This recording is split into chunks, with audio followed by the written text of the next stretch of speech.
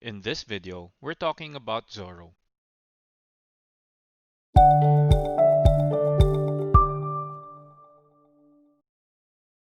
Zoro has been one of the most loved characters in the One Piece world, and for good reason.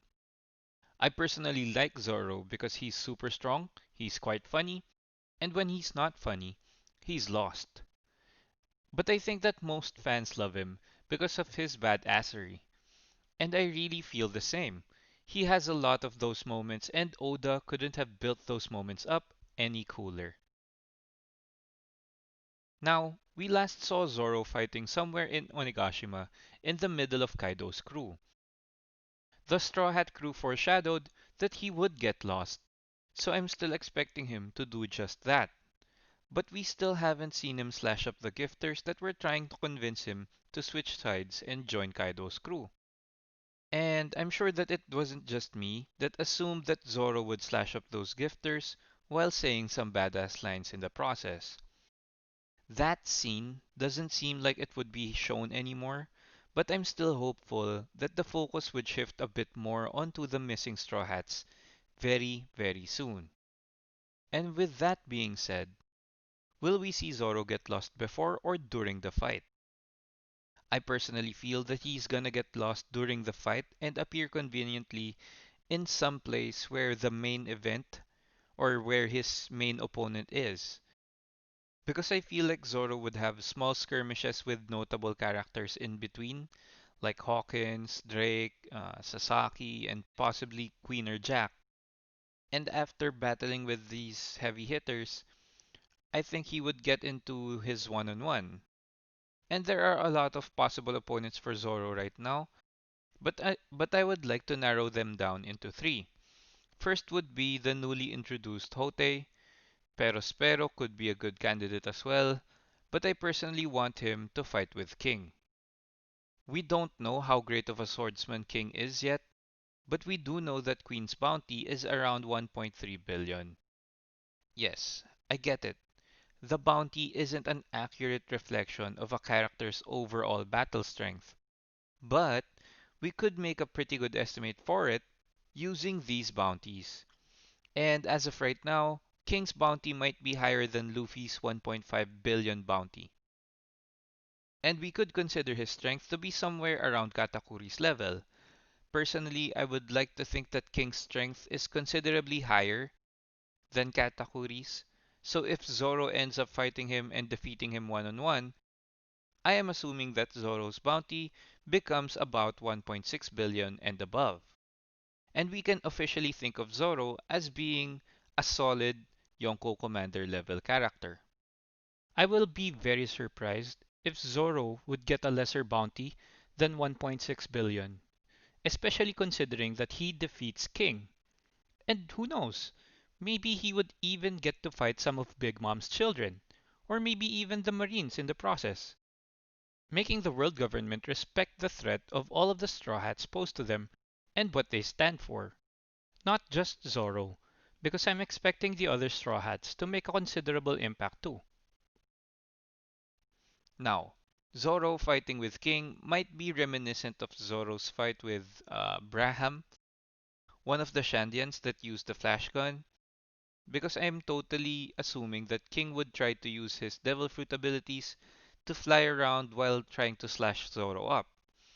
And from weird angles, diving down and creating powerful slashes, imbued with Haki and the added speed of the dive, would make it a very interesting fight.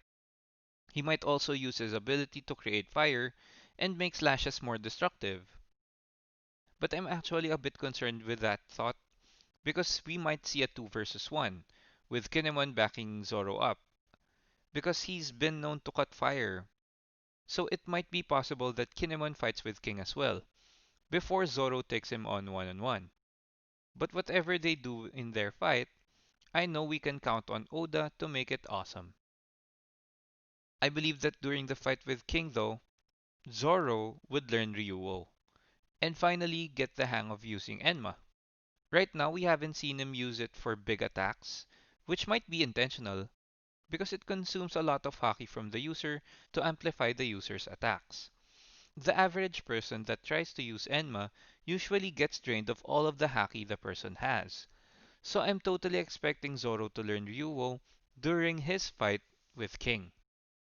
This is the reason why we might not see Zoro use too many big attacks right now, because this will help him conserve his energy for later on, when he fights his main opponent, or maybe whoever he fights one on one. And while fighting, I believe that Zoro would actually use Ryuo enough and become skillful at it, and this will finally turn Enma into a black sword and rank it up higher, before he joins the fight with Kaido. And after the whole war in Wano, I'm still considering it a possibility that Zoro gets a different sword from Enma. Enma might just really serve as training for Zoro until Momo and Hiyori take it back as keepsake from their father. And then Zoro could then get Hitetsu to forge a new katana made specially for him, which he will use going into the final arc of the story.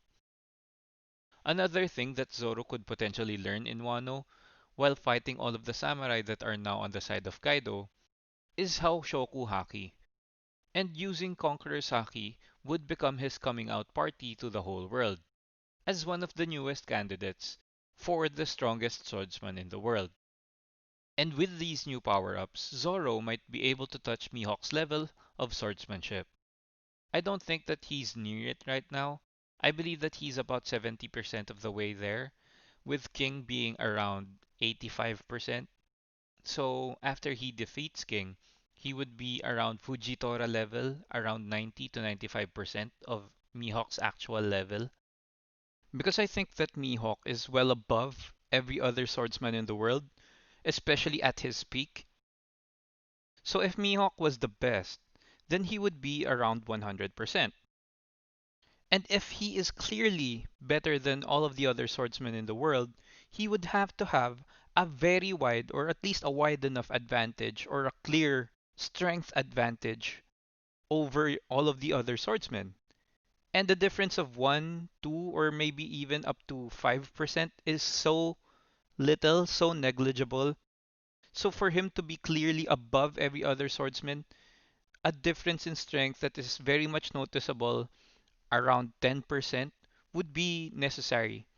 So, by achieving these power ups, Zoro managing to defeat King, getting the boost in Ryuo, that added experience, turning all of his blades to black, getting Haoshoku, being able to control it, as well as advancing his observation to a pretty good degree. Maybe not to the point that he'll see into the future, because that would make him so overpowered. But with Zoro getting all of these things, I feel like we're approaching Zoro's last stretch of becoming the world's greatest swordsman. And too quickly, I might add. I always thought that he'd fight with all of the strongest swordsmen of each Yonko's crew before he even fights Mihawk. And as of right now, it seems that Zoro is primed and well on his way there.